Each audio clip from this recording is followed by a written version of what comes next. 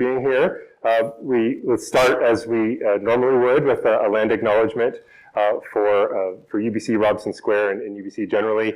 So we're on the land of the traditional land of the Coast Salish people, including territories of the Musqueam, Squamish, Stolo, and Tsleil-Waututh. And of course, that means a lot both to UBC in our day-to-day interactions with Musqueam and on Musqueam land, but also here in the downtown part of Vancouver. And clearly, things going on at the local level, and you're all here because of an interest in municipal politics. Some of that reconciliation obviously has to take place at a very local level, and so we're motivated by that and conscious of that in what we do with these kinds of events. Briefly, I'll introduce myself.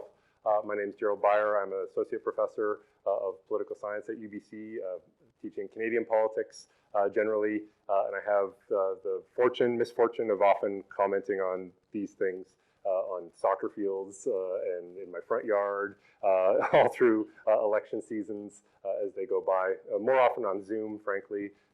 Richard Zussman, Justin's former colleague at CBC and now Provincial Affairs Report, always seems to find me at Costco, and then I have to tell him, I'm on my way home, we can do a Zoom in about a half an hour. And so that's almost like I would know that we're not going to be here. I have one programming note.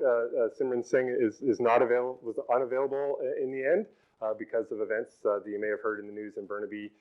She's part of a 3-person newsroom for the Burnaby Beacon, and of course there's a press conference at 4:30 that she had to absolutely be at to be able to bring that local news to her subscribers. And so unfortunately she couldn't be here, and we really regret that we don't have the chance for her to be here. But of course, obviously, that event is a tragic one and points to some of the issues that we'll probably end up talking about a little bit today. So it's too bad we can't have her as part of that.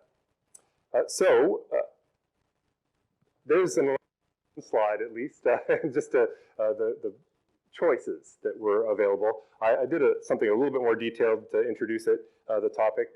If people are familiar with Harper's Magazine, the Harper's Index, this is just a shadow of it, and apologies to Harper's for ripping that off. But we often talk when we have general elections, provincially and federally, about them being multiple elections. Everyone thinks they're just one election, of course, which they kind of are, deciding on the House of Commons or the provincial legislature. But in fact, we had distinctly 160 plus elections across the province. Even Justin couldn't keep track of every single one of them, although probably did a pretty good job of being pretty close.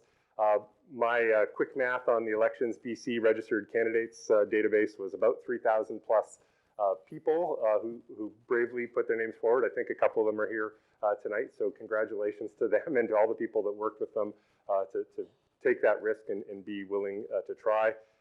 Oddly, about 1/4 of those mayors that were up for grabs were acclaimed, so we saw a real incumbency advantage, at least in that perspective, and that seemed to make us pause and worry about the state of local democracy a little bit. But there was plenty of competition, and we saw lots of turnover as well, and Justin's going to break down some of that for us tonight. Perhaps the biggest ballot anyone had to face was the Vancouver ballot, where you had to make 30 choices to be able to do that. You didn't have to bring a cheat sheet, but you were allowed and encouraged to bring one if you wanted to. You could fill it out essentially in advance and be able to do that. That's a little bit above average, I think, in terms of the number of choices that people would have to make. But it's not a simple act of voting at the municipal level, and perhaps that explains the last number on the slide, the 29.2% turnout across the province, with variations well below that, because of course that's an average. I was shocked as a North Shore resident to have to comment yesterday on the numbers from the North Shore in the district and city of North Vancouver was about 23%, and the prototype of where there should be high turnout, West Vancouver just made 35%, right? All the research tells us if you're a homeowner and above average in age, you're more likely to vote. Last in Vancouver, in West Vancouver, which fits that to the T, it's still only 35% of folks showed up and exercised that franchise. So that's a little bit of the numbers. As we know, BC holds at-large elections, not ward-based ones, for weak mayors as well. It's certainly something that we go forward. So we always take everything we're about to say with a grain of salt, that all these mayors are going to bring and do all kinds of new things, and they'll be stymied by the province and by recalcitrant councils and the rest that won't necessarily let them do everything that they want to do that we might expect from a premier or a prime minister. So I'm just going to introduce our three panelists quickly. And Justin has a prior engagement, so he's going to kind of take the stage first and say a little bit about how he saw some of the numbers. I'm going to run his slide deck for him as he does that. And then we'll hopefully have some time for the panel to interact a little bit before he rushes off. And then then I'm going to guide some questions to our other two panelists. And we'll leave some time at the end for you good folks to ask your questions as well. So just very briefly, there's Justin's picture in large, if you can't see him right in front of you, that is the Municipal Affairs reporter for CBC Vancouver. He's the guru of local politics on BC media, and proudly a UBC graduate, graduate of Poly 101 in my class, although he tells me he never came. So he was too busy writing for the student newspaper, which is obviously his passion, and he's ended up just on his feet just fine. All the Poly 101 students who are here, ignore everything I just said. You will not succeed in life if you don't keep coming to class. Priscilla Omulo is from Thunderbird Women Consulting, First Nations woman, and graduate of our Institute for Future Legislators, which I used to run out of the CSDI, the Center for the Study of Democratic Institutions. We're on hiatus at the moment, hopefully getting back to that. But Priscilla has also run for City Council in Coquitlam, continues a vibrant consulting practice working on truth and reconciliation, and has, I think, very good things to offer us in terms of our understanding of that side of life, but also life outside of Vancouver and environs. So a little bit deeper to the east, not necessarily just only talking about Vancouver. So thank you, Priscilla, for being here. And then finally, my colleague, Carey Doberstein, who is associate professor of political science like myself, teaches in urban and public administration, and has a little bit of experience outside of the Lower Mainland too, because he first taught at UBC Okanagan, and so you were actually there, I think, in the 2018 election. So knows a little bit about some of the communities outside of the rest of us. So without further ado, I'll turn it to Justin with some charts. I didn't make this one. Brent did that, but let's have some charts, Justin. You can run them to yourself too if you want to come up to the panel. Yeah, do it there. Okay. Just click each time? Yeah, just the forward arrow, and then you're good. Well, thank all of you for coming today for this. I always do my plug at things like this. That to me, municipal politics is the most interesting form of government. It's the one right on your front door, and that impacts you the quickest and oftentimes the most directly. It's about what can be built next to you. It's about what your street looks like. It's about what your park looks like. And yet, as Jerry already talked about, it's the place with the lowest level of turnout when it comes to elections. And there's a lot of depressing reasons for that, and we might talk a little bit about them. But none of you are in that cohort, and so I appreciate all of you caring, presumably voting on Saturday. And yeah, I'm going to show basically, on election night, a whole bunch of things happened around the province, and people like me, excitedly yammering on television, make immediate assessments of what happens. And then sometimes politicians and self-motivated people say the moral of this election result is X, Y, and Z, which most of the time coincidentally confirms their own priors.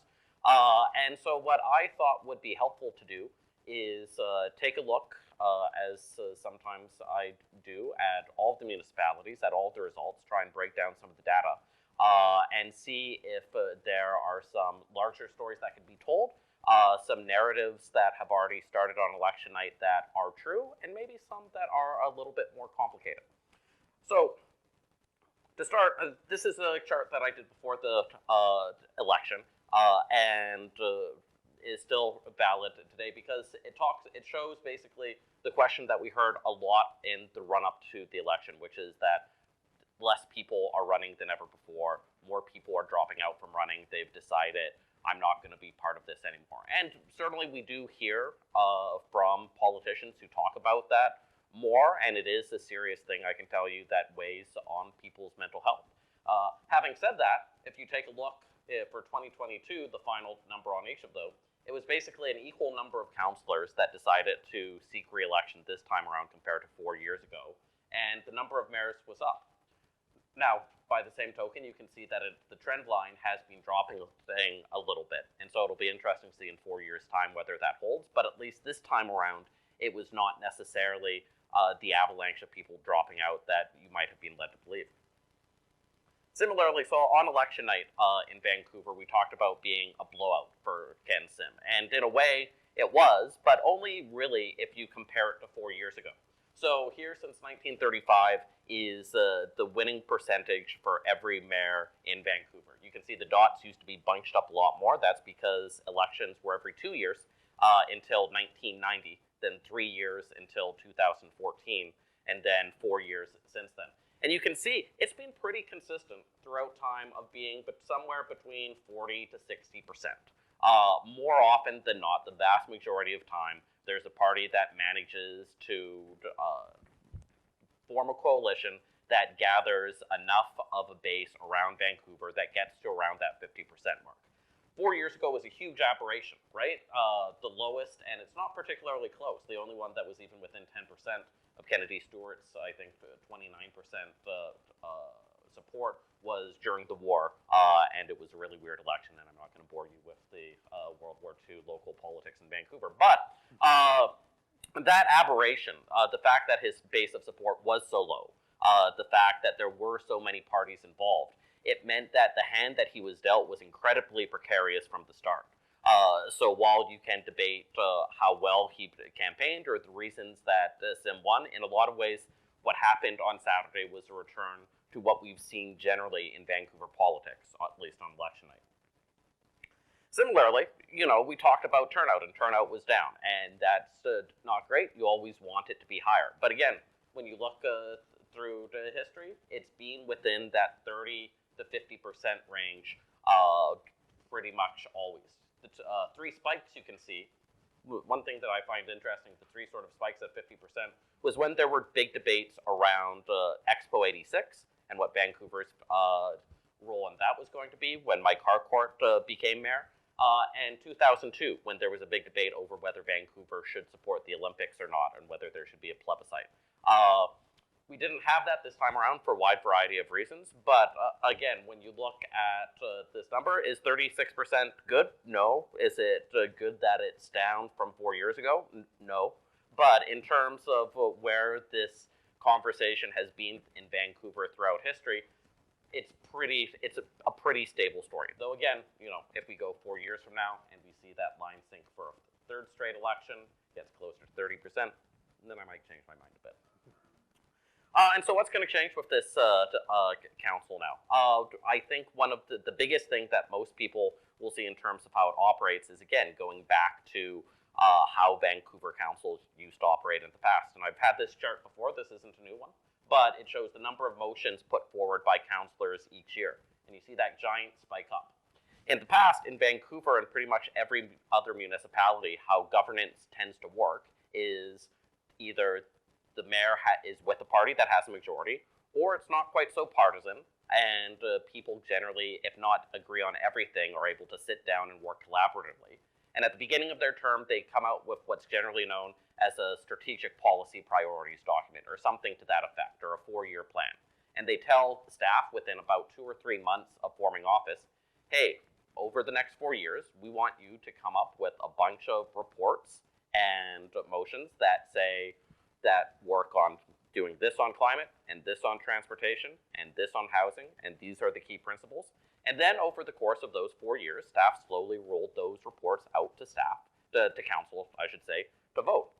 And then what the motions tend to be is they tend to reflect either immediate short-term things happening in the news that need an immediate response, something that can be symbolic sometimes, something if there is an oppositional councillor, most of the times these motions tend to come from people who aren't with the government of the day because they feel it's their only way to sort of try and make something happen or to get media attention for the thing they're trying to criticize the government about.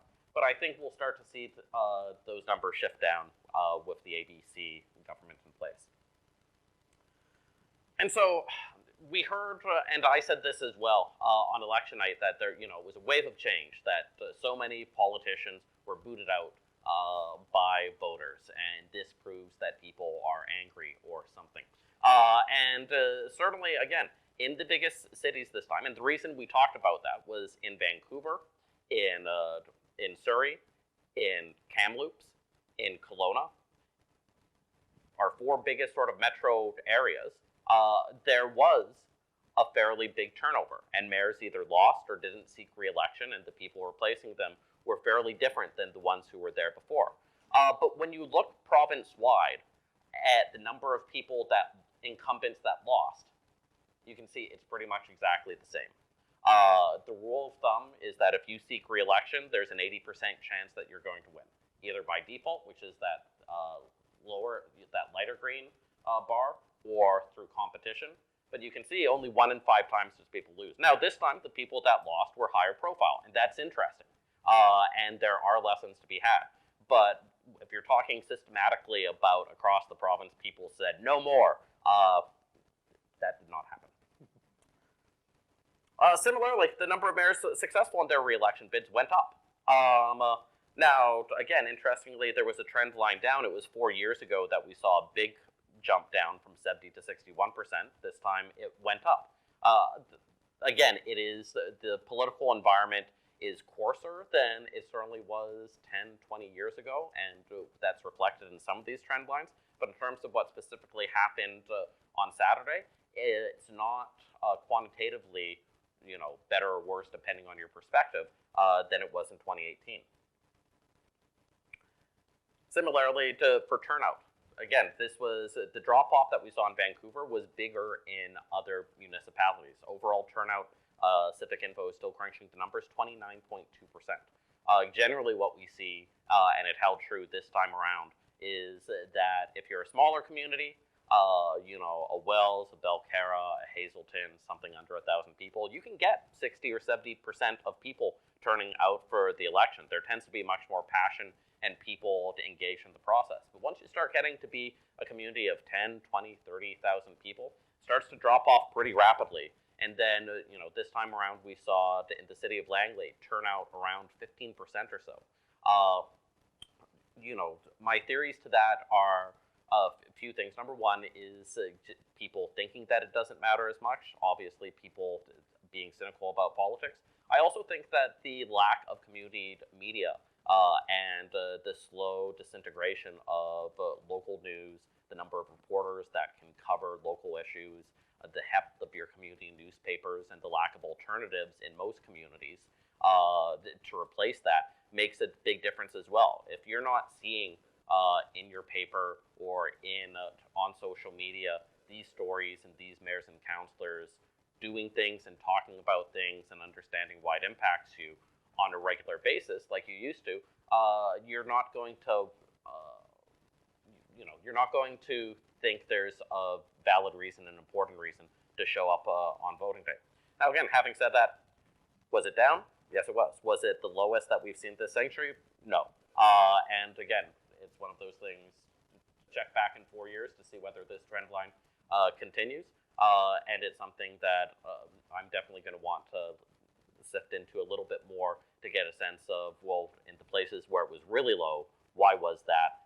And are there bigger factors going on that municipalities should be considering when they start their campaigns 4 years from now?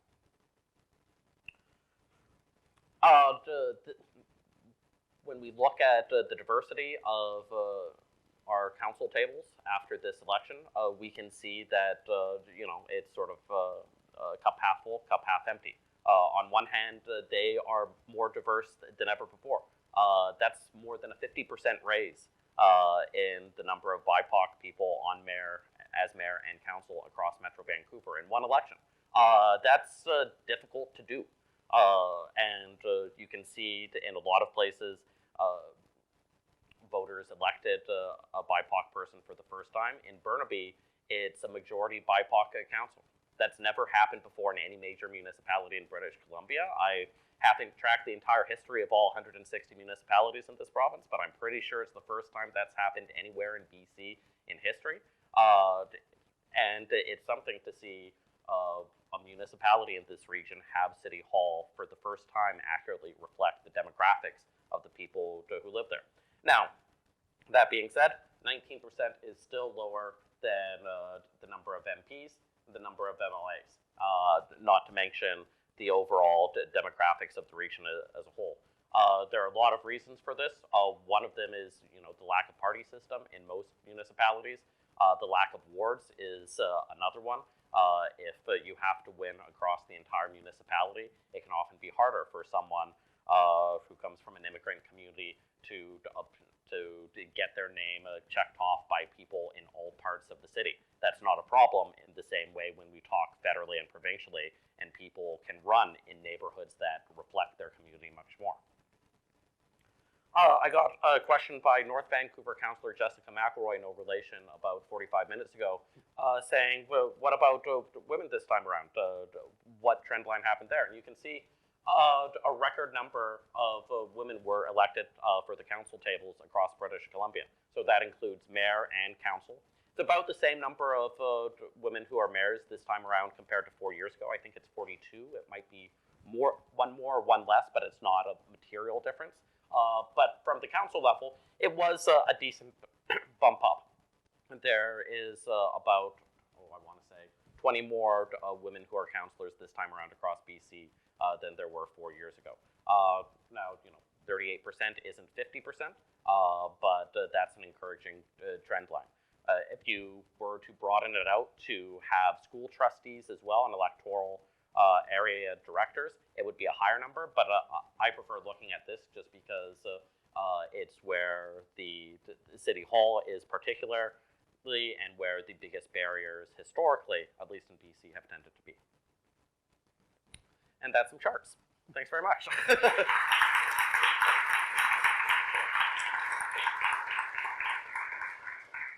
So I think we'll sort of probe a few of the ideas you raised there, and an opportunity for all the panelists to talk on some of those things. I mean, at first I think I could ask Priscilla and Carey if you have any immediate reactions to some of the stuff that Justin said, and if you want to weigh in on that, and then maybe I have a handful of questions also. Yeah. Carey, Priscilla? I did take a couple of notes of things Sure. that I've thought about as we were speaking. One of them being about folks, kind of in the very beginning when you were talking about folks not as many people running. And a part of me, maybe I'm a little cynical, is looking at that there is this bit of kind of people deciding, in closed doors at first who's going to be running and, what the circles look like. In smaller community, at least that's the way it is for Port Coquitlam. You have a good idea of who's running already, and then once you kind of get the buzz of that, then people will decide if they're going to run or not, if they want to take that chance, take that leap of faith of kind of being in the outer circles of that. I find that very challenging being in a community like I am, where it is a maturity of upper middle class, white, cis, heterosexual folks. Who are the ones who are within these circles, and then trying to get BIPOC folks engaged and be able to sit at the table and being able to put their name forward in a good way. And so there was 2 candidates in Port Coquitlam out of the 18 who were BIPOC, and they weren't very, very heard of during the whole election process because of the way endorsements are happening and that. So that's kind of one thought that I had as to why, a bit more about why it's challenging to run. And I think just having conversations with you in the past about the door knocking and the environment. Justin, I know you say that maybe people are less, but that sort of coarseness and tone that's out there. I think your own experience was that could be discouraging for people as well. Yeah, there was a bit of a lack of understanding as to, when I'm raising issues is to the community, and I'm talking about, like, oh, we need better transit in Port Coquitlam, in the Tri-Cities, but then I'm also talking about needing for representation, and I am Indigenous, and they, there was these questions of, can I vote for you because you're Indigenous, or, wondering if I'm only going to be focusing on issues that are reflective of, Indigenous people's needs, and I think that's where some of those, there's a barrier in people seeing why there's an importance of representation, that it's not just for me to voice concerns about issues that impact Indigenous people, that it's the representation on all issues that matter. Yeah, for sure. Justin? And to that point, I think about political parties, and look, there's lots to criticize about them, certainly, but there are also trade-offs of what you get out of that, and certainly having them allows people a support system that can be tremendously helpful and makes it easier for folks to feel like, okay, I can wade in. I'm going to have people that can guide me through this when I've had a particularly nasty day on the doorstep. There's someone there that is able to help. It's part of the reason, too, I think that when we look at representation, it's still tending to come much more from the bigger cities that do have parties in some ways. In your Port Coquitlams and places where that isn't established as much, you've got to really have a big, what's the word? A network. Yeah, you have to have a network. You have to have some sort of public image to begin with somewhere, and even then, it's lonely out there, and that can be really difficult for people. I mean, I think it's possibly also an expectation of parties. In Vancouver, you're allowed to put 10 council candidates on the ballot if you're running a full slate. Then there's an expectation that parties would have a more diverse slate, right? In the sense, I don't think it's even an expectation at this, but you would be incredibly mocked and reviled if you didn't showcase the representation of your municipality. Carey, did you want to? Yeah, one thing I wanted to touch upon with what Justin was saying, and these charts are very helpful, so thank you for taking the time to prepare them, is that perhaps the result is not as surprising as we may have thought, or has been just discussed in the media.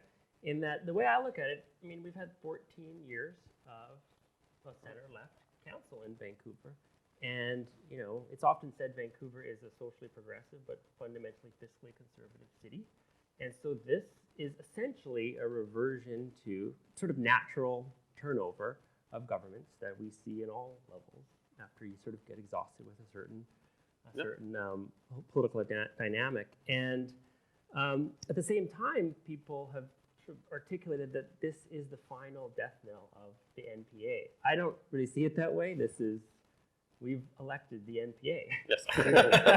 It's the social credit to BC Liberal transition that happened. Well, I wanted to ask that in some way. Is it, I think obviously, in the political science literature, we talk about like alignment, realignment of parties, and, it happens at the federal level on occasion, in our lifetimes with reform and progressive conservatives or whatever. Obviously, the center right was more coordinated this time than the center left or the left, where you had, COPE as well as, you have so many so maybe a bit of a lean on that side to sort of get their act together or something, but also that the secret for Sim maybe was not so much just getting the right vote consolidated, but doing it as close to the center as he could manage to get rid of the NPA sort of baggage. Yeah, and I think there was a bit of a controversy yesterday when one of his park board commissioners spoke on a local radio station, which is not mine, and said the host may be someone who is passionate against the Stanley Park bike lane, shall we say, and she asked several questions about that. And the park board commissioner started to ramble a little bit and gave many people the impression that they were both going to rip up the bike lane immediately, and also they weren't committed anymore to having a permanent replacement that was separated all the way through of the Stanley Park. And I think part of the reason that got a lot of backlash is because people got the expectation. This was the first center-right party in many elections in Vancouver that did not make "we're going to take out bike lanes and they are bad things" a prominent part of their platform. And so it made people, even if you didn't vote for them, go, you know what, this is a party that understands Vancouver and its evolution right now. And so to hear that on day one made some people a wee bit anxious, including, you know, strategists for their party who talked maybe to that park board commissioner after the interview. I mean, roads will still be free, so that's. Sadly, I have to go now, though, unfortunately. Okay, so. thanks, Justin. Okay. Thank you. And thank you for all you do to kind of give people an opportunity to follow in the lively ways that you do. Yeah. You're running out before I got to ask you the question of Yes. what was the most outrageous of the promises? Was it the promise to bring the Grizzlies back to Vancouver, or a $60,000 person stadium for Surrey? I mean, the thing about the 60,000 seat stadium is like that's something that had, you know, sort of like a 0.5% chance of happening. So you could imagine having that white elephant forever, whereas the Grizzlies one was like completely. I'm trying to think of nice adjectives here. But it is one of the, and you can see, you know, the NPA got 2% of the vote. McCallum, a sitting mayor, lost, you know, about 40% of his support. Voters see these sort of things and make assessments most of the time correctly. Okay, thanks a lot, Justin.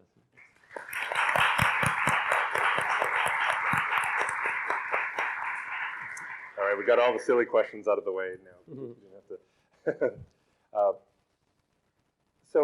As I said in our introductions, we have a little bit more representation of regions and perspectives as well. So I wanted to get some of that raised. You know, the fact that Simran can't be here because she's covering, you know, the death of an RCMP officer in Burnaby. You know, homeless encampments around the region. Certainly wanted to ask our remaining panelists about that as an issue, both in one sense, the sort of wicked problem issues that have been, I think, a part of this election, whether it's housing and homelessness, whether it's the opioid epidemic, things that seem to require massive policy interventions, much of it at the local level, but hard to know exactly what tools local governments have. So ask you both about how you saw those issues through the election, and then maybe a little bit more about you know, some other elements of it. But Carey, why don't you start this? Sure, you want to go? Okay. I'm sure. I mean, somewhat tongue-in-cheek, I would say. I mean, a big lesson for me with public safety as a prominent campaign feature. The big lesson is don't pick a fight with the VPD a year before the election campaign, which is what the outgoing mayor seemed to do with freezing the budget. And I say that because while, of course, there is a certain amount of elevated public safety concern in the city now, there's no question in my mind that the Vancouver Police Department were very active and arguably, I think, in an inappropriate way with the media around framing public safety in ways that I think were, you know, perhaps crossing the line in terms of what a police organization should be doing in a city. I mean, we expect when teachers, unions, other public sector organizations have disputes with the government around, say, labor issues, we expect them to campaign. There's a special place for police forces that, you know, the legitimacy of them in the public's eye demands that they exercise restraint when politics perhaps are not going their way. And so yeah, I mean, public safety got on the agenda, I think, because of a certain reality, but also a certain amount of strategic engagement from the VPD with the media and their availability. So I think that shapes the campaign. That's, again, not to say that there aren't public safety issues in the city. One perhaps maybe disturbing element to me, I study homelessness and affordable housing in urban context, and to see a kind of unnuanced or, you know, us collapsing legitimate concerns around public safety, around violence with homelessness is in a very unnuanced way by figures, you know, in the public discourse is very concerning because I think, you know, we know on certain metrics violence is going up, particularly in some neighborhoods. And we should note that the violence is perpetrated against people in those communities predominantly too, right? And so they deserve safety and everything that comes along with that. One thing I worry, though, is that to the extent an enforcement lens is viewed as the solution, we are going to kind of sweep basically ordinary poverty and extreme poverty into a sort of enforcement paradigm that is going to not address the underlying issues that are at stake, I think. I mean, we can talk in more detail about homelessness and housing. Hear from Priscilla, and then I'll follow up. I think that just to kind of bring it to my home is that I see a growing concern for myself with the re-election and acclamation of mayors in the Tri-Cities who have this ideology of homelessness is a problem of Vancouver and of other areas of Surrey, and not looking at the realities of homelessness and hidden homelessness and poverty that exists in the Tri-Cities, and not addressing these social issues in a way that is respectful to everyone in the community.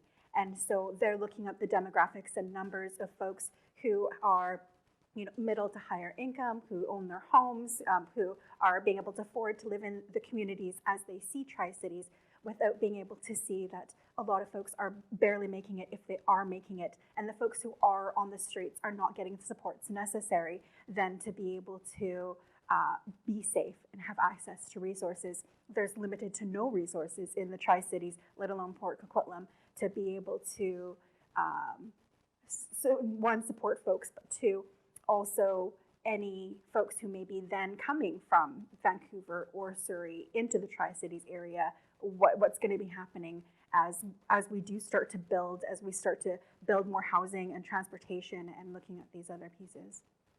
Yeah, I mean, so I introduced this phrase of wicked problems, right? This idea of ones that requires, a lot more nuance than sometimes we address them in political or election campaigns. Did you see anything in the campaign itself that recognized that, or is your verdict that no, it was really kind of looking for easy points and ways to do it? I mean, I think of ideas of putting more resources on the street in terms of mental health resources and the rest, and whether or not that's the kind of approach that's changing, or if that was just talk. Yeah, I mean, it's hard to know. I want to give ABC Party the benefit of the doubt that what they are offering is what they believe is going to be effective. I think we have a nursing shortage, so I'm not sure where the 100 mental health nurses are going to come from, but I do know where the 100 police officers are going to come from, the Surrey Police Service.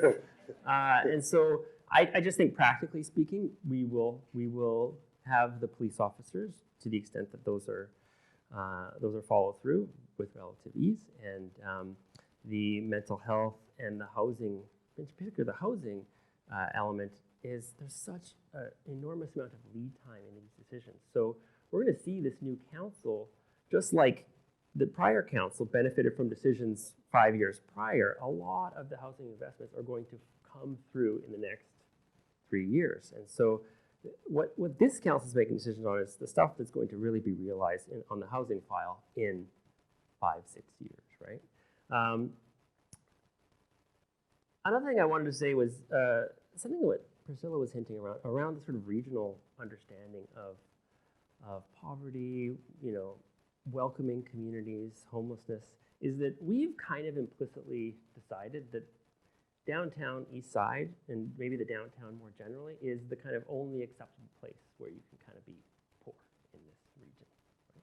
Obviously, kind of exaggerating, but you can't in Kits, right? You will be policed out of Kits. But we've decided that this one particular part of the region it's acceptable to be poor, and this creates all sorts of implications around the delivery of social services. I mean, when you look at a place like Vancouver, 75% of the temporary homeless shelters are located within Vancouver, but we know the city of Vancouver comprises much less than that across the region. And so to the extent that we continue to think about the heavy lifting that one particular city and one particular neighborhood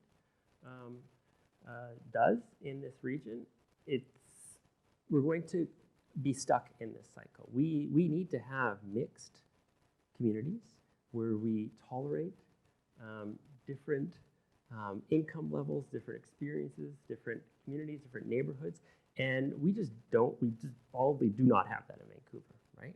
And we see that when a single supportive housing development is proposed in Kitsilano, and all hell breaks loose, right? So, I mean, this is where conversations at the regional and provincial level need to happen when we think about so-called wicked problems that are beyond housing and that thus implicates other governments. Yeah. I think that that's again putting some of that onus on provincial, federal. You know, we start to kind of push things around and move these chess pieces. You know, if we have more people addressing it on this level and putting funding here, then maybe that'll support us in doing this municipally.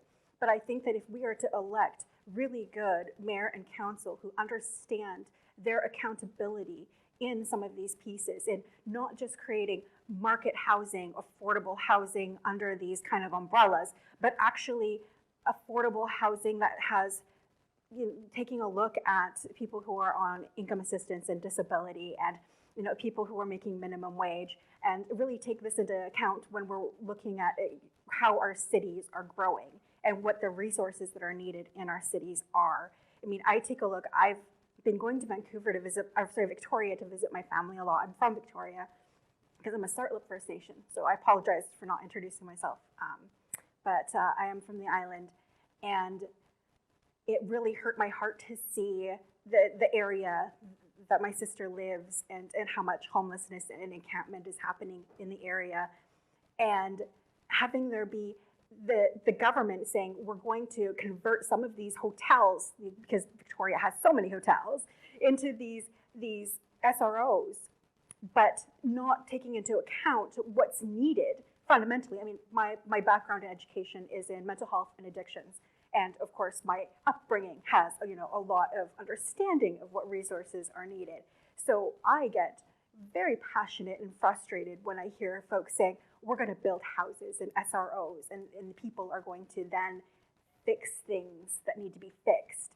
But when you take a look at the information given by folks like Dr. Gabor Mate, who says you need to be able to address the trauma, heal the person, you know, if we're not putting the resources and taking those resources that are coming from the police and put that into not just mental health nurses, because we're not going to medicate the problems away from people. We actually need to support people in feeling safe and getting access to trauma resources.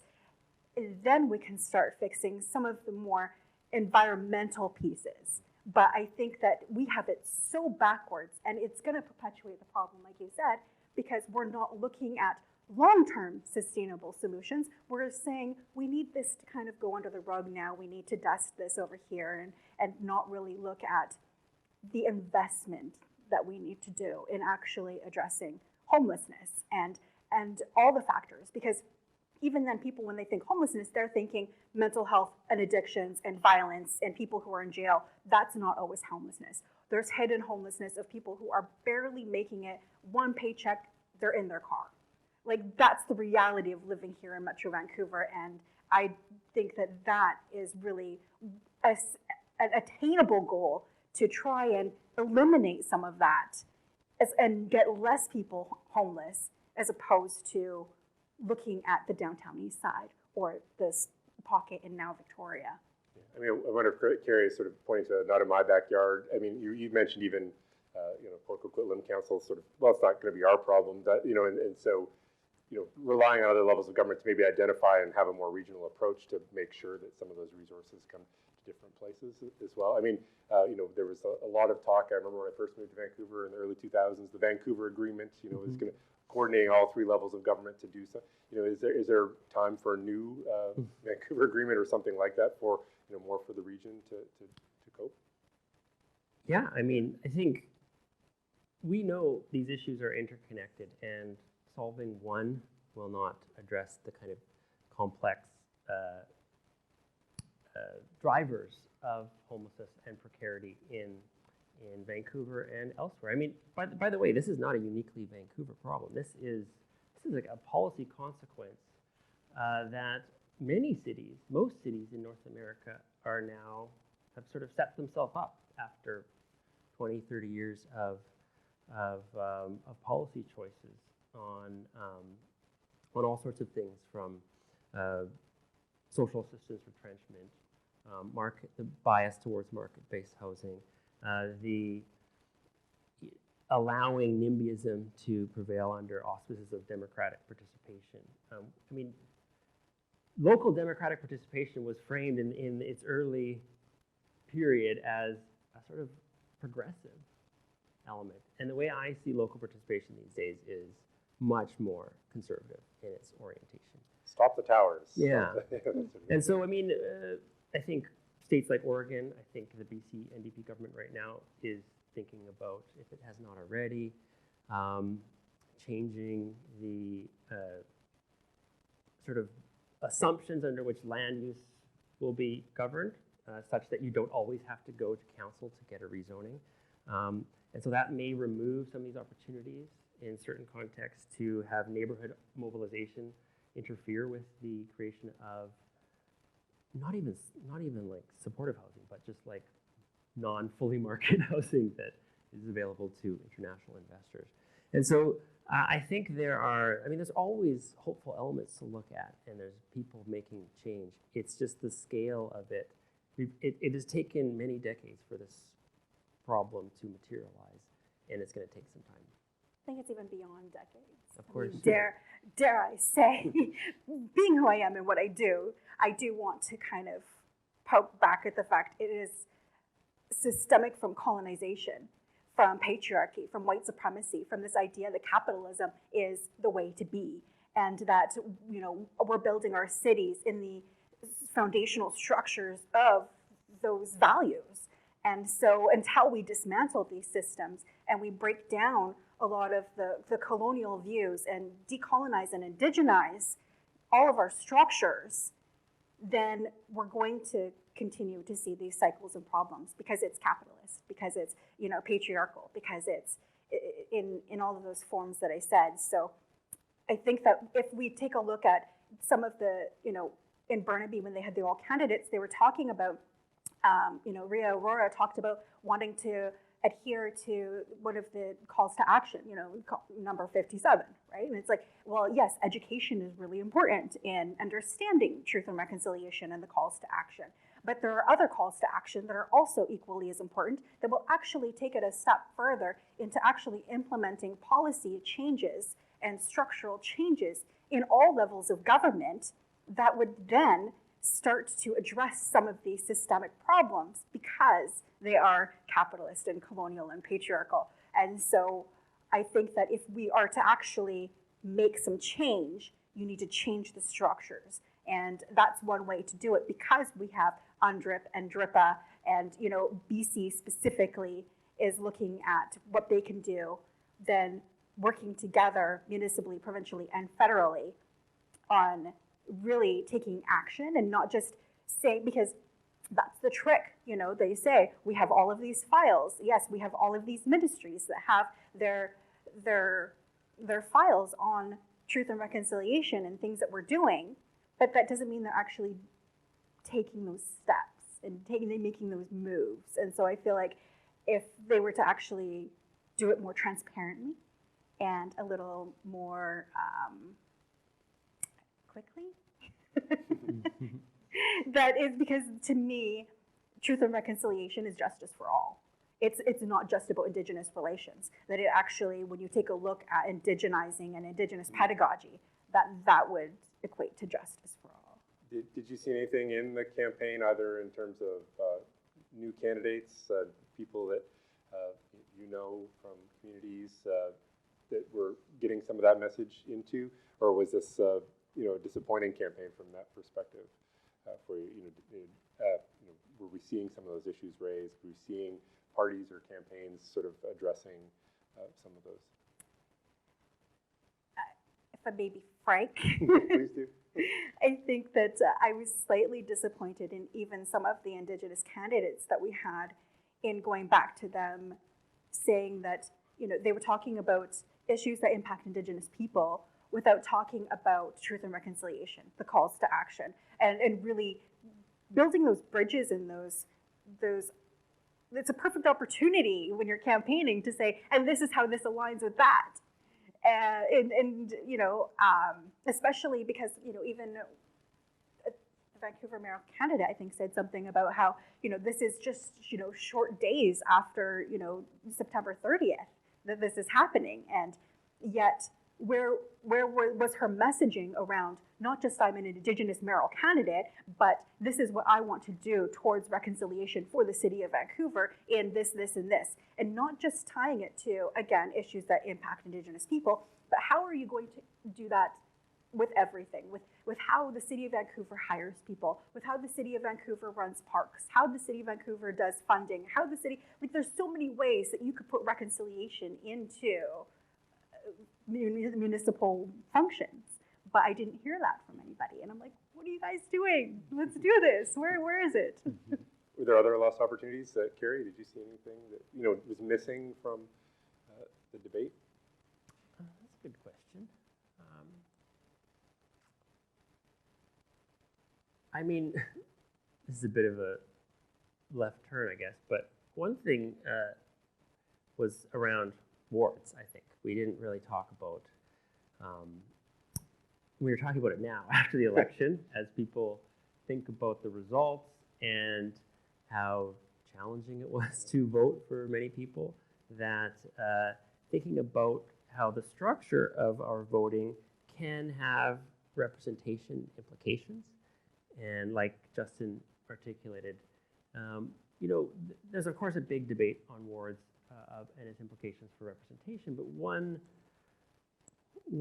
implication is that you can craft wards that have, at least on certain demographic criteria, better opportunities to become elected, and barriers are removed to the full participation in an election in that way. And so we've had these conversations about whether we should maintain an at-large electoral system versus a ward system for decades now, made serious attempts to try and reform it. And I think the short of it is that it's going nowhere this time because the ABC team does not support electoral reform.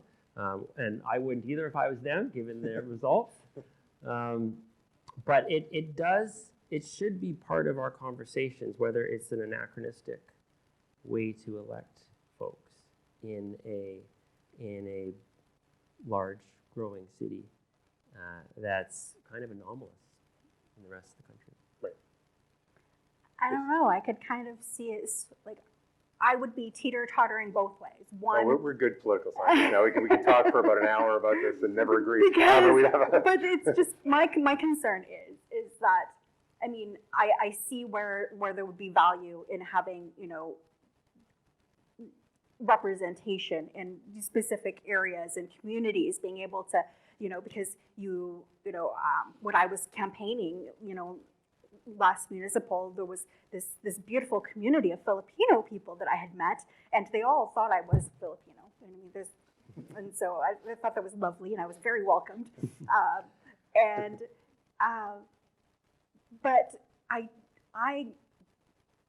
caution that, and a part of that could be just from what you see on TV, right? Is that you'll get now these pockets of folks who live in certain areas who then vote for certain people for certain issues because that's where you live, and then you belong here. And that for me, if I had to say, I'm Indigenous, therefore, if I want to run, I would need to run in this ward over here to then have a chance of being able to run. I don't belong now here. That's my concern, is that some folks will take advantage of systems set up like that. Not that that's the way that this, but that's my concern, is that folks then would do that. I mean, there's a huge trade-off. I mean, there are several trade-offs to be made with ward versus at-large. And just as it may award may exclude folks who are, say, not part of an ethnic community that dominates that. So too, at large, can cause people to ignore communities, right? And so, yeah, I mean, there's one advantage of at large, of course, is that you have 10 counselors. You vote for 10 people if you can pick them out of 100 and some options, right? And so you could say, look, I actually have a lot more choice in an at-large voting context than I do in an award where I just choose one. And so even if they're not your geographical representative, you can, identify one of the counselors that most resonates with your thinking, and you could then have an Show up on the doorstep. Right? Exactly, right? And so there certainly are trade-offs associated with this. Part of me does worry that the at-large system does contribute to voter disengagement.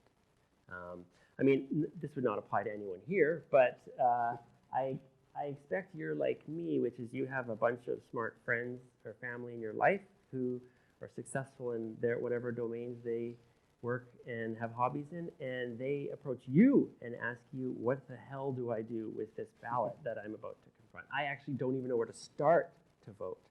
So of course, one of the virtues of a award system is that it's much more like a provincial and federal election, and there's less burden on you to sort through all of the candidates and their and positions. having multiple parties, I think, as well.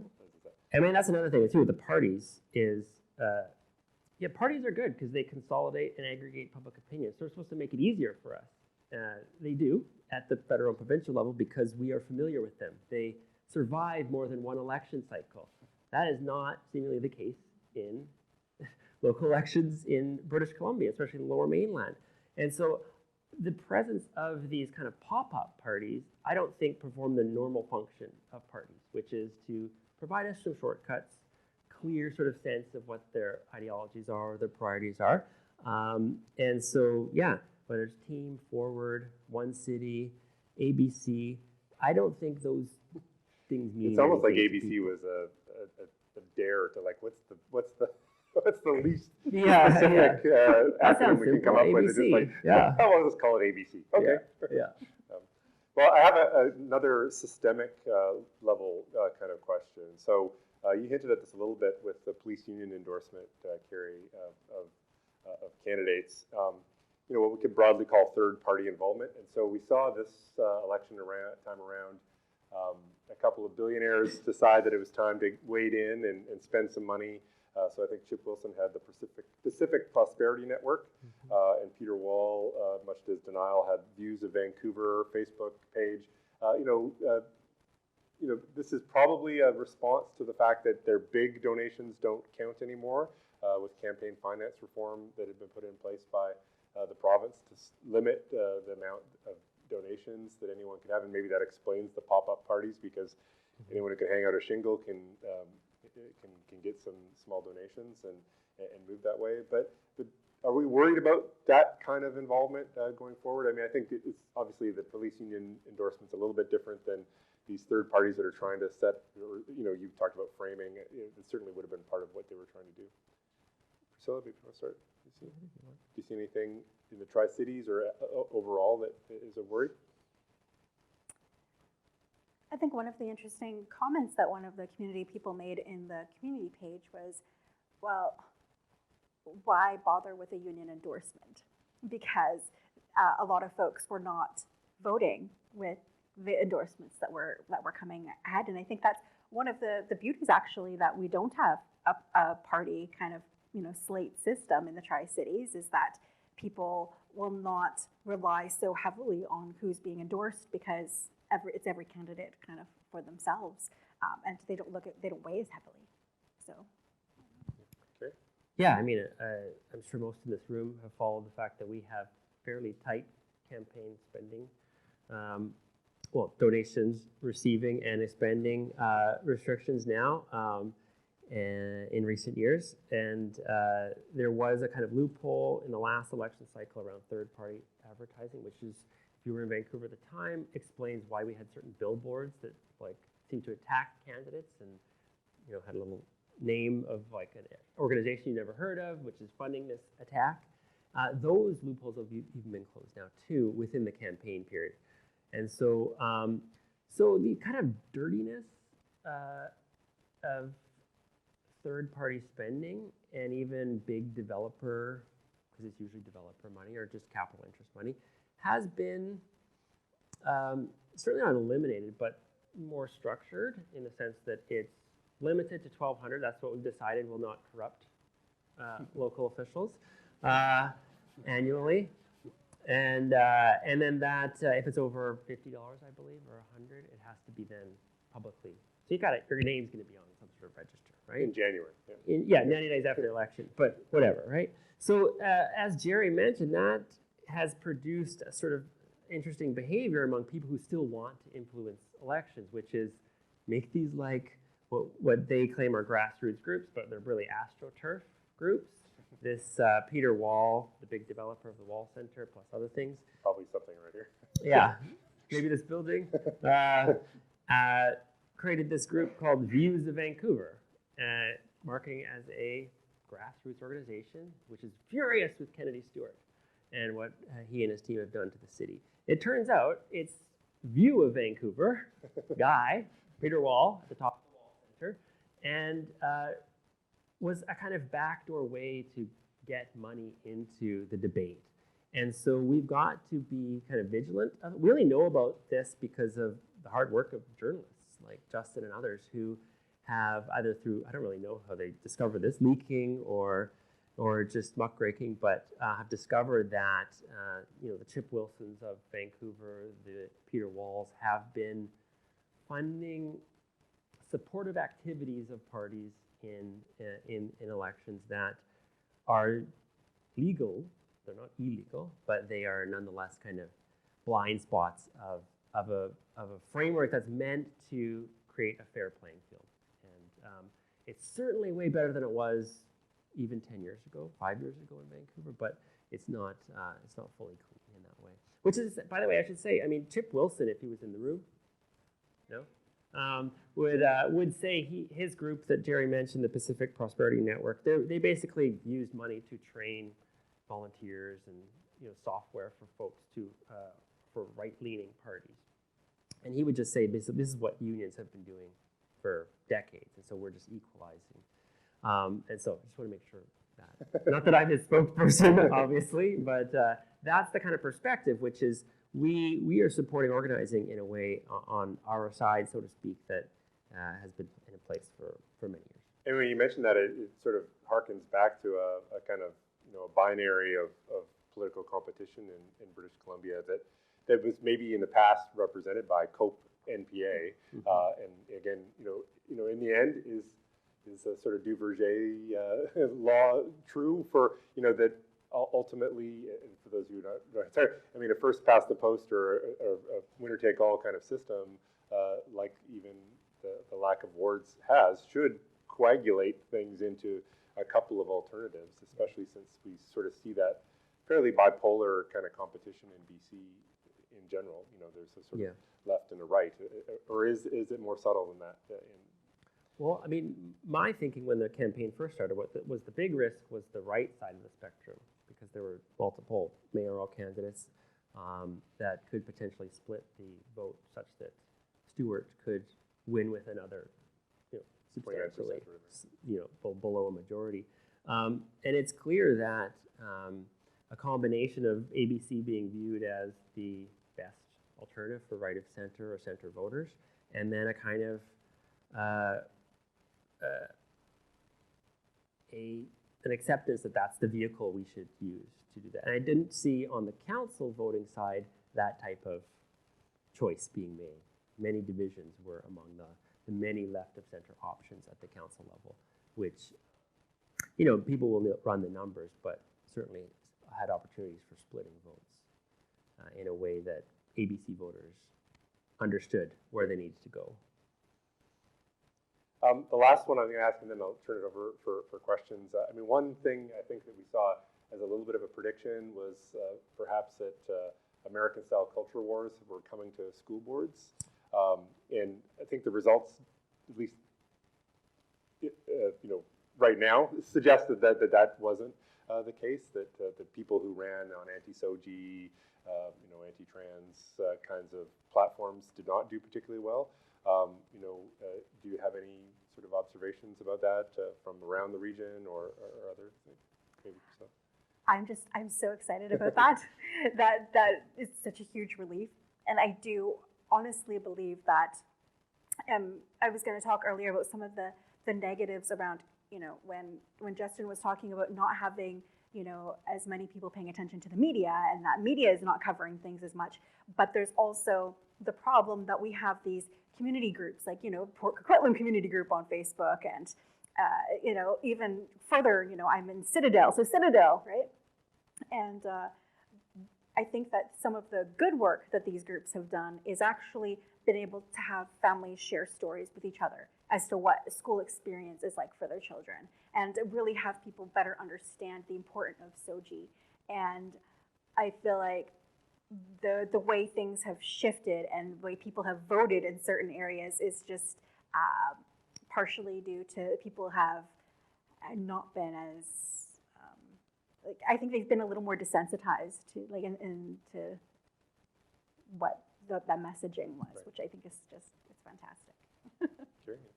I can't say I've followed the school trustee debate closely, although I think what you're referring to, I did notice, which is the Chilliwack Barry counselor, who was the open transphobe, was seemingly replaced by a trans candidate. So that works. That seems fine. It's a strong message right there. Which Well, is from Chilliwack, so thank you, voters of Chilliwack, for doing that. All right, so I've almost exhausted my questions for these guys, but I know we need to give folks a chance, and I think Brent has got a microphone, and so does Christine. So if you have a question, we'd be really happy, and I'm open to helping answer questions as well. I'm curious about in Surrey, with Brenda Locke now saying she's going to revert back to the RCMP despite the money that has been spent on the Surrey police. If municipal politicians are going to make drastic turnarounds on major initiatives like RCMP and police, what does that mean for future municipal elections? If every 4 years we're just going to reverse, we're going to start building towers on Broadway, we're going to tear them down, we're going to get the RCMP, we're going to bring them back, right? So what will that do? What do you think that will do for future municipal elections if every 4 years we could potentially reverse a major initiative? Yeah, I mean, sure. That would be, in the abstract at least, that would be disastrous and very inefficient and expensive to do. I mean, we've seen this before, though. I mean, I'm younger than this, but the viaducts here and other infrastructure were kind of the predecessor, or they were built in advance of the highway supposed to be going through the city of Vancouver. And so politicians have not been afraid to stop major projects in British Columbia's history. And it sometimes takes a lot of time or decades to realize whether or not that was ultimately a good decision or not. But on the Surrey Police Service issue, I was most curious as what the provincial government response was going to be on Sunday morning or Monday morning. And my read, just as a news consumer, is that they are going to stay out of it. They are going to do what Surrey wants because they want Surrey, I would expect, to wear this, whatever happens, right? Surrey is going to bear the costs of this. And because it's seemingly a 50-50 issue in Surrey, there's just virtually no incentive for the provincial government to get involved and pick a side. And it's much easier, as the provincial government does so well, to let the local government cannibalize itself. I mean, that was my reaction as well. That it's almost like a moral hazard issue too with the province. That if we let Surrey go back and forth, then everyone else is going to do stuff like this in the future, and so they have to wear it. And if they want to make that change, fine. But you're going to pay for it in one way or another. And I think you're also right. It factors into the next future provincial election because part of the NDP's recent success has been expanding into areas like Surrey and others that weren't always traditional NDP, and so they're not about to tick a lot of people off. And as Doug McCallum will remind you, it was a closer election. Well, it's not close enough for a judicial recount, but it was closer than you know. And so it is a fairly split question. Did you want to add, Priscilla? No, I was just going to say, going back to what Justin said earlier, where there's these peak election periods with issues. That's what I kind of see it becoming, is that if people are going to follow the next 4 years, see what's working, see what's not. I mean, it's at the polls that these decisions are made, really. I mean, the mayor could come in with these ideas, but, you know, that would most likely be in their platform. Therefore, how the votes happen is really how it's going to go. So unless people get to the polls and make a decision, a solid, firm decision for election after election, then you are going to teeter-totter. Must be others. Okay. Hi. So in my work, I deal a lot with the mysterious regional level of government, Metro Vancouver and TransLink. And speaking, the outgoing Metro Board has its budget workshop for next year tomorrow morning. Essentially, I'm wondering, the current regional slate at the Mayor's Council and the Metro Board, they seem to get along decently enough. I mean, fight COVID is a pretty unifying force. But I'm curious, just on kind of day 3, your thoughts on where regional governance is going to go. We saw some of that during the election with Ken Sim and Richard Stewart and Mike Little talking about, you know, rapid transit to North Shore. I'm curious your thoughts on how regional governance is going to work over the next 4 years. Well, I mean, it's one of the opportunities where you know, from a sort of equivalent to federalism, where they actually, you know, interact with each other, you know, in sort of a decision-making role, but also it is sort of knowledge sharing and all those other things. And so if we think of, you know, the metro level and transit in particular as kind of a key to one issue we didn't mention in the policy packages is climate change, right? And so, I mean, I do think there's probably a lot of pressure on many of those mayors to get things out of that, you know, in almost an award sense, but at the same time to recognize the need for a lot of that cooperation. So, I mean, I think that's sort of bromides maybe, but you know, I don't think that there was probably anybody in any campaign. My grade 5 son had lots of council and mayoral candidates come in, and I said, "What did they talk about?" And he said, "Oh, you know, buses and transit." You know, they all said that, right? And so I think that it was enough of a view for everyone that people expect continued action on that. But again, you know, I don't know. where's In the third Tri-Cities, yeah, it's yeah. a little challenging because, you know, we had you know, Mayor Brad West talking about the West Coast Express and how, you know, we need to further the West Coast Express and have more of it running. And as a commuter myself, who solely takes transit with a 3-year-old, I'm like, that is not the solution. What are you thinking? I mean, I have to walk to the bus, wait 45 minutes. Sometimes a bus passes me in the middle of the night. Like, he doesn't understand, he's not in touch with transit riders. And that's the problem in regions. Like, you're talking about regions, right? So if you're getting out of Metro Vancouver, then the system starts to fail. And then you have all these people in their cars coming into Vancouver. And so we're perpetuating this problem because we're not communicating. We're sitting at the table nicely at these meetings you're talking about, but we're not communicating what these issues are.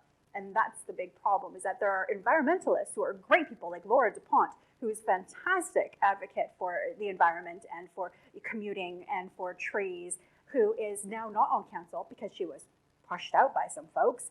And now this is the left opinion for Port Coquitlam, is that it's about the West Coast Express. So it's all interconnected with each other as to yes, who's elected and what they say and who the mayor is and what his tone is. But it's also about some of that nepotism and some of that work that's happening with the groups that are being elected together, who will then follow this voice and vision of this mayor who is not in touch with the people. And then, so now we have the Tri-Cities who's going to suffer when we're trying to build and expand, not just in Port Coquitlam, but because we're also closely related to Coquitlam and Port Moody and Pitt Meadows. And so now what are we going to be doing as we need to expand the SkyTrain and the bus and I mean, I like taking the West Coast Express, but it's just kind of not along my route to get to the grocery store. And there wasn't an equivalent of SkyTrain versus LRT or something animating any particular campaigns this time around, right? You know, some people were talking about new light rail and stuff, but that was sort of on the fringe to some degree. Way in the back there.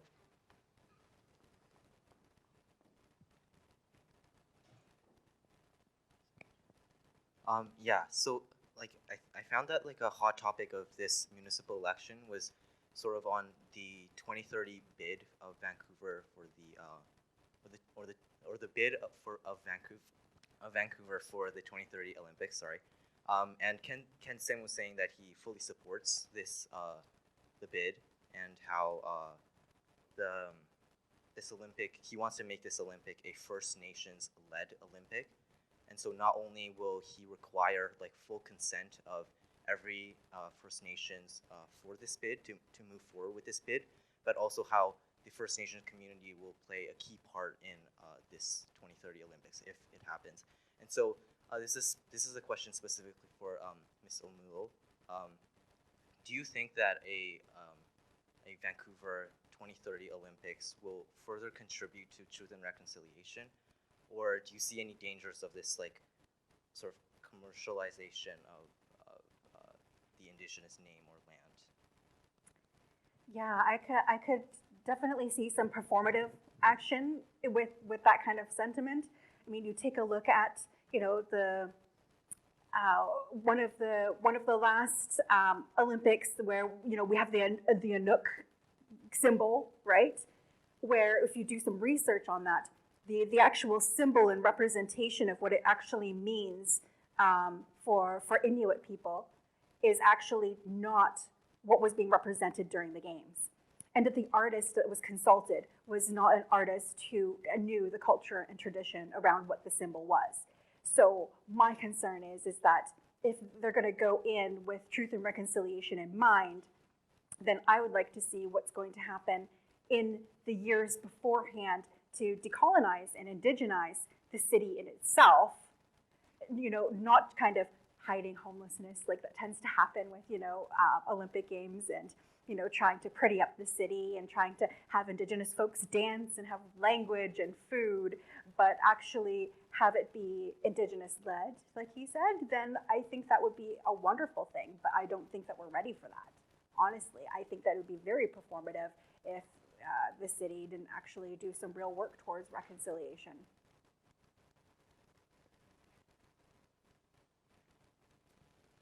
Brent's running well. Thank you, Brent. Hi there. Thank you, everyone, for such an inspiring and interesting session. Lots of food for thought.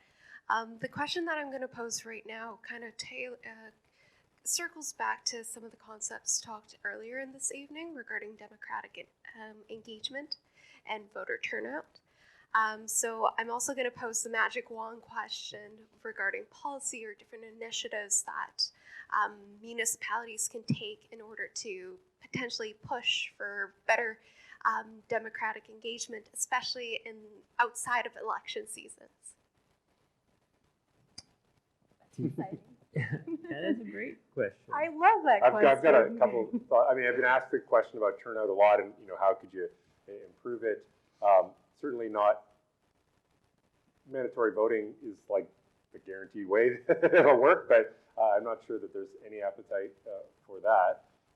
As Justin pointed out, one way that you can get that is, you know, either a hot button issue like Olympics and Expo, sort of, you know, pique people's interest, especially if there's like a plebiscite, you know, that the issue can ride on, or even, you know, a more hotly contested mayoral race or something like that. So I you know, on the North Shore, we didn't have super contested ones, and so turnout goes down. I do think one of the issues that plagues engagement, at least in elections, but further to your question about beyond elections, is that the economy of scale and kind of voter encouragement is really lost because you have 160 municipalities who are individually responsible for trying to encourage turnout. So you could collect that.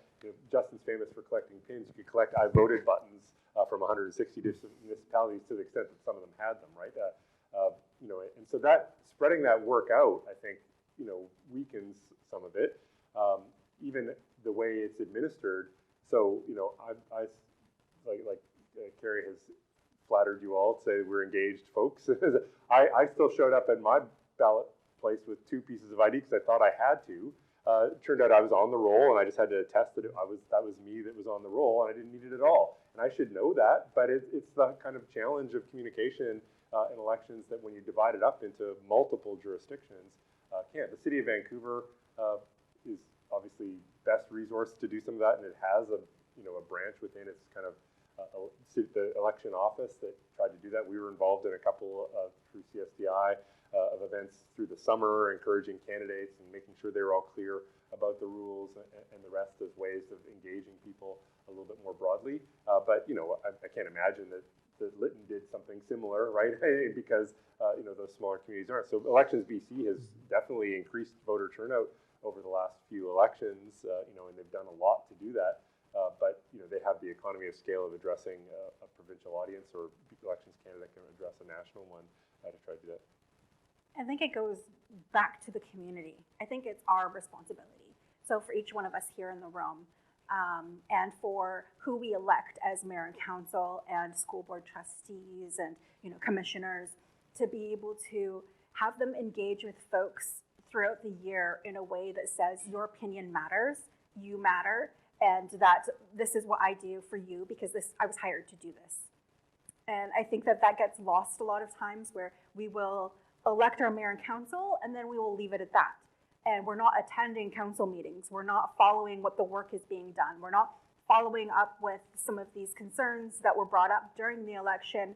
And we're not, for example, Mayor Brad West in his first term last election season had gotten rid of all the committees, and then has one table for mayor and council for the community, and then one, after a lot of Black Lives Matter stuff had happened, and had established like a diversity and equity roundtable.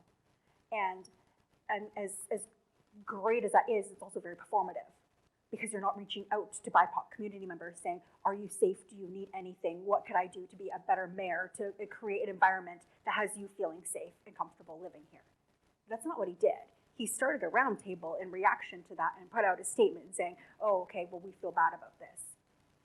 So if you elect people who actually have these values in mind, that it's community-centered, then I think community will vote and they will participate.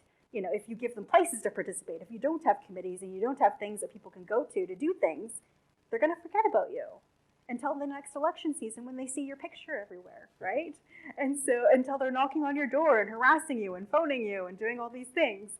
So I think it's really important for us to continue asking questions and following up and making sure that people, holding them accountable for their platform for the next 4 years, not waiting to be mad 4 months before the next election saying, why didn't you do all of this? So I really wish Simran had been able to be here, taking on the work of local reporting. She had to be at that press conference because a very small team is doing that for a big city that didn't even need a mayoral election, right? Because they had a acclaimed mayor. Carey, did you have? Yeah, just very quickly, I think knowledge. We all need to talk to our friends and family about what municipal government does. Kind of the pitch that Justin made when he first started, which is, this is really important stuff for our lives, and not enough people appreciate that. And so to the extent that we in our communities can talk about the importance of these elections, certainly when we have people in our political science classes, we don't just talk about provincial and federal governments. We talk about municipal governments from time to time. And in addition to that, I think one of the elements of your questions, which I think is kind of implied, which is what happens between elections. And I think, given the digital age, there's lots of opportunities for the city through formal channels to kind of stay connected with us. I forget what it's called now, but I'm part of this City of Vancouver like mailing list where you do surveys? Does anyone know? Anyone on this and you do it?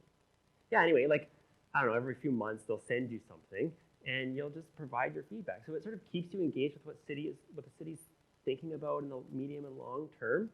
And it has sort of educative purpose, but also a sense that my feelings are going into something. And to the extent that's listened to is much more complex, but harnessing kind of people where they're at, where they devote their attention to, making it easy for us to keep an eye of what's going on and provide that feedback, I think is important to promote better engagement. And then feeling like your voice actually counts when it comes to election time. I think we have time for one more question in the back.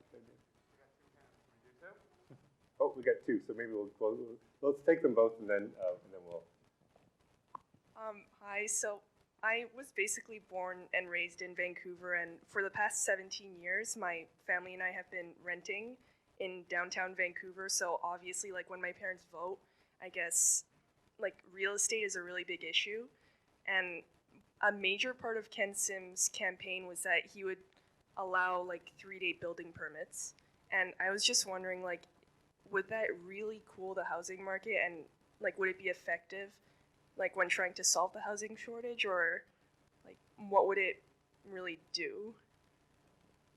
That's a Carey I mean, I'm not a housing economist, so I'm shy of even responding.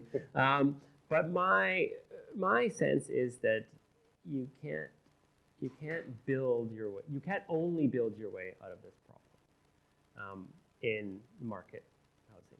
There has to be a thoughtful and strategic plan on the mix of housing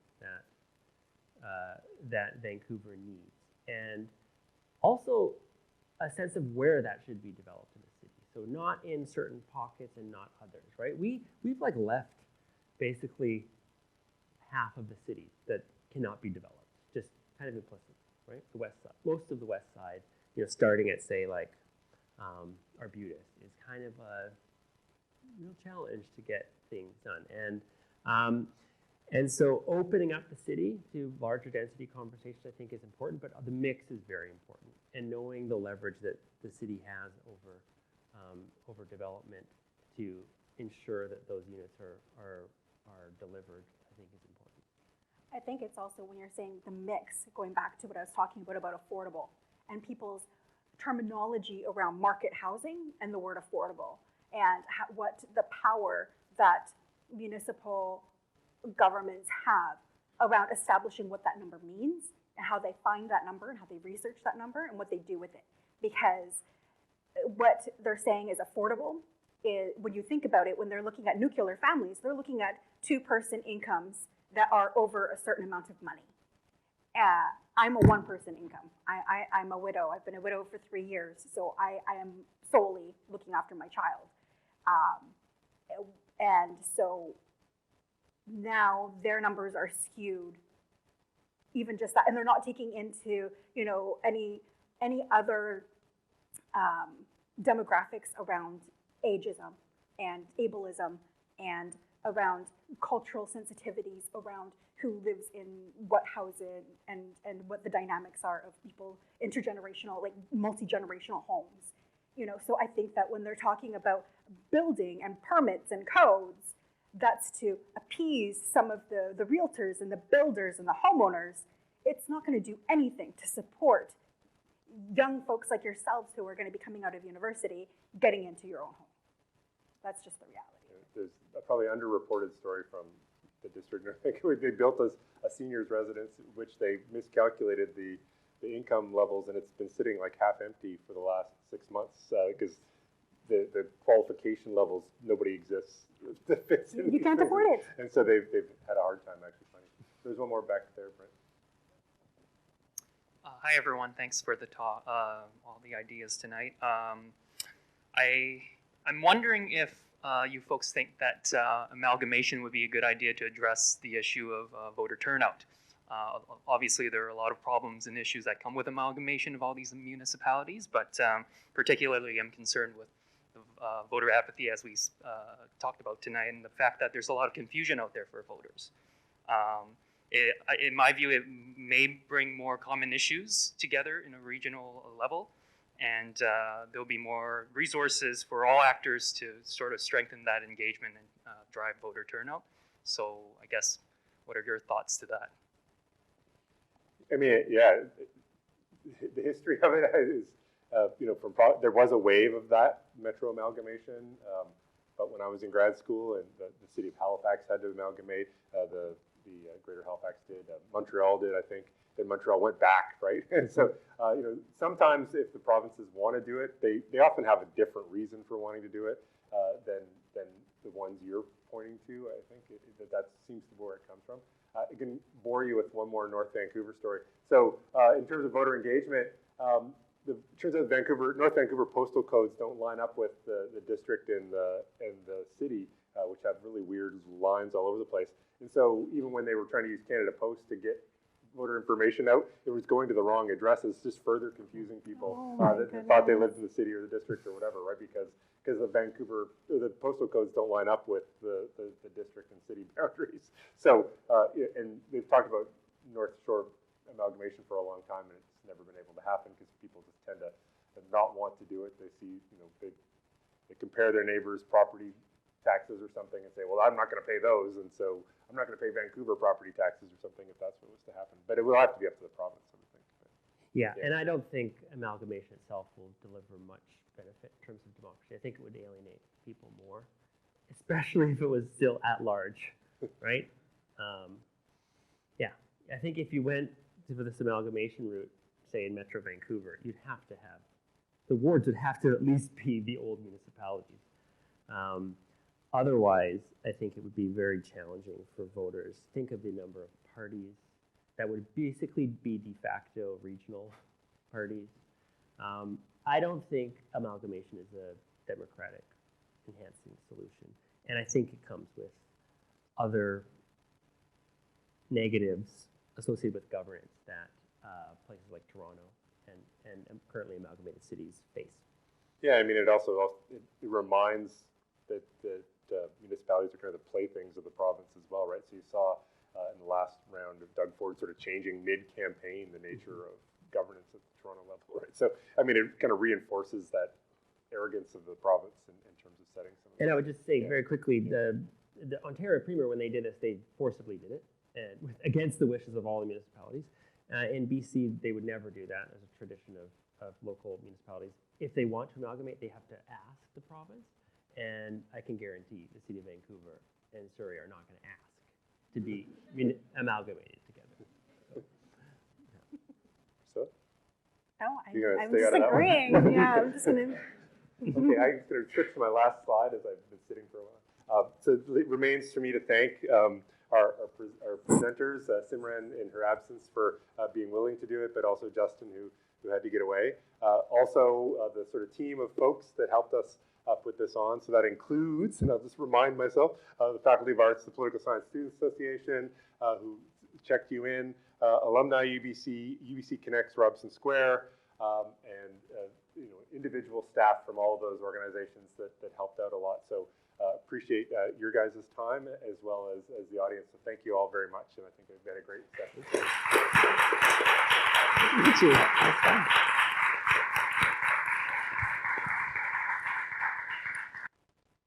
Whatever form of transit and others you have to take home, and thanks again very much, everybody.